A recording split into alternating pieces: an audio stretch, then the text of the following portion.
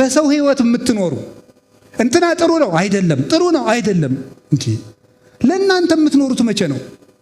ስለ ጳጳሳት ስትጨቃጨቁ የቤተ ክርስቲያን ጠበቆች አሉ። እንደውም አንድ መምህር ባለፈው ብላለች፣ እኔ የዚህ ዘመን ሰው በዘመኑን ሁሉ የሰራውን ኃጢአት ስለ ቤተ ክርስቲያን በመጨቃጨቅ የተሸፈነለት እየመሰለው ነው መሰላለኝ። እውነቱን እኮ ነው። በመጨቃጨቅ በቃ በሰው ህይወት ሁላችሁ ለእናንተ የምትኖሩት መቼ ነው? የምትዘፍኑ ለዲያብሎስ ነው። ቁጭ ብላችሁ አይናችሁን ያጠፋችሁት ለዲያብሎስ ነው። የምትሰክሩ ለዲያብሎስ ነው። የምትሳደቡ ለዲያብሎስ ነው። እንዲሁ አሁን ክርስቲያን ይሆን ይመስላችኋል?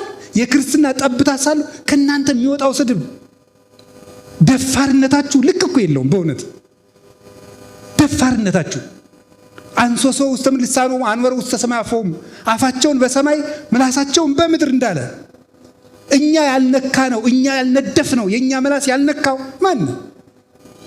ፓትርያርክ አይቀርም፣ ጳጳስ አይቀርም፣ መምህር አይቀርም፣ አለቃ አይቀርም፣ መነኩሴ አይቀርም፣ ቄስ አይቀርም፣ ሽማግሌ አይቀርም።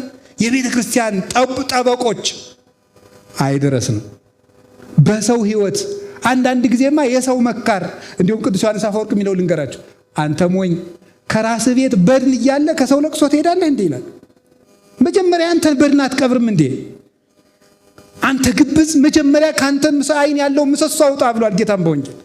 ቅድማ አውጽ ሰሮ የማይንከ ከዚያ በኋላ ወንድምህን ጉድፍ አጥርተህ ያለ የመፍረድ ኃጢአት ሰልጥኖብናል። የመፍረድ ኃጢአት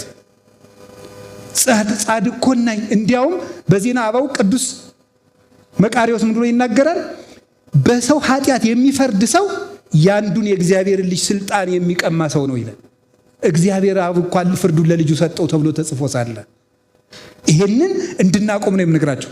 እንደው ሰው እየመከር የራስ ቤት እያፈሰሰ የሰው ቤት ልትከድን ትሄዳለህ ወይ?